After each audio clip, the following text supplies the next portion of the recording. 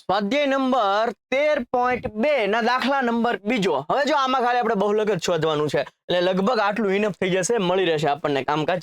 ચાલો વર્ગો લખીએ, બહુ મજા આવશે. આ બહુલકમાં તો કઈ છે નહીં, મજા જ આવે નકરી.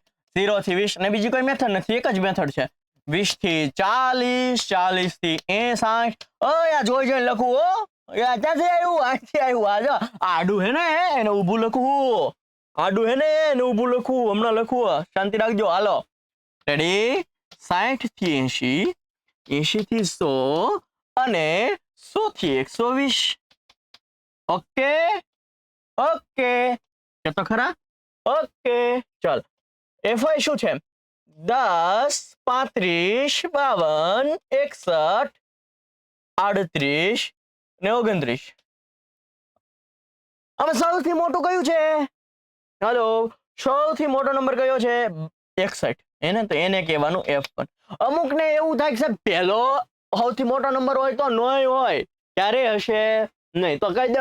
સાહેબ હોય તો બહુલક ન મળે એવું લખી નાખજો મારો ભાઈ. સાહેબ છેલ્લો હોય તો તોય ન હોય. જો અહીંયા F1 કયો તો ઉપર F0 કોને કેવું? અહીંયા F1 કયો તો નીચે F2 કોને કેવું? એટલે પહેલો ને છેલ્લો નંબર ક્યારેય મોટો નંબર હશે નહીં. સાહેબ હોય તો એવું ચોખ્ખા શબ્દમાં લખી નાખવાનું કે અહીં બહુલક ન મળે. તમારા પ્રશ્નોનું સમાધાન થાય છે એટલે પહેલો ને છેલ્લો ક્યારેય મોટો નંબર હશે નહીં, એટલે ખાલી ખોટી ચિંતા કરવાની નથી. હવે જે મોટો નંબર હોય, સૌથી વધારે મોટો નંબર હોય એને F1 કહેવાનું. F1 કહી દેવાનો વાંધો નથી, બોક્સ કરવાનું ભૂલવાનું નહીં. F1 ની ઉપરના ને તમારે F0 કહેવાનું છે, F1 ની નીચેના ને તમારે F2 કહેવાનું છે. આ જે પહેલો આંકડો છે એને L કહેવાનું છે અને આ 80 માંથી 60 બાદ કરો એને H કહેવાનું છે. હાલો, સૌથી મોટો નંબર હોય એને તમારે F1 કહેવાનું, એના ઉપરના ને F0 કહેવાનું, એની નીચેના ને F2 કહેવાનું. એને તમારે બોક્સ કરવાનું ને બોક્સમાં પહેલો નંબર હોય એને L કહેવાનું અને આમાંથી બાદ કરો એને 20 કહેવાનું. 20 ને જે આવતું હોય એને H કહેવાનું. ઓકે, હવે મસ્ત છે. શું છે મસ્ત? મસ્ત ઈ છે કે સૂત્ર લગાડીને કિંમત મૂકવાની છે.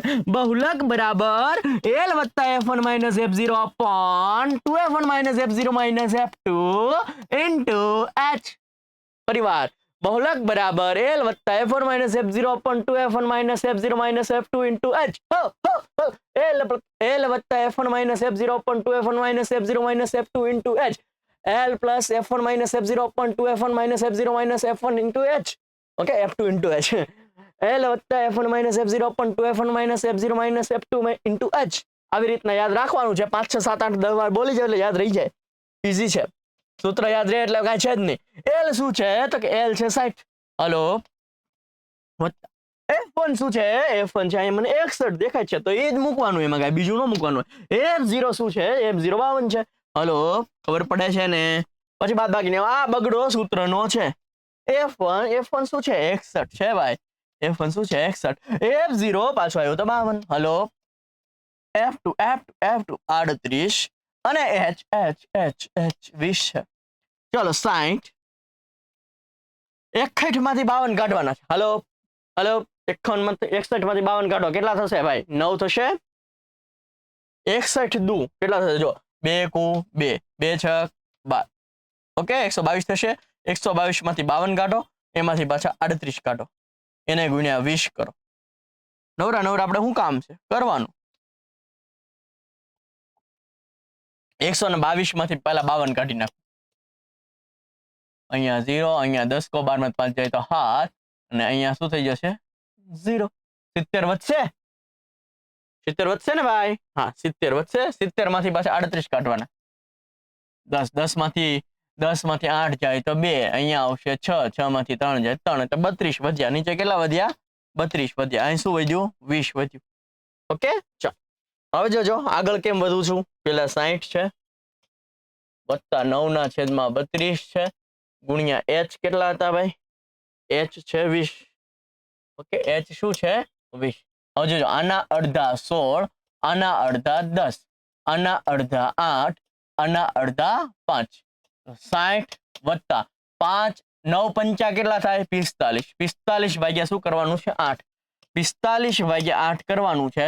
ઓકે, તો તમે જો 8 પંચુ 40 થઈ જશે.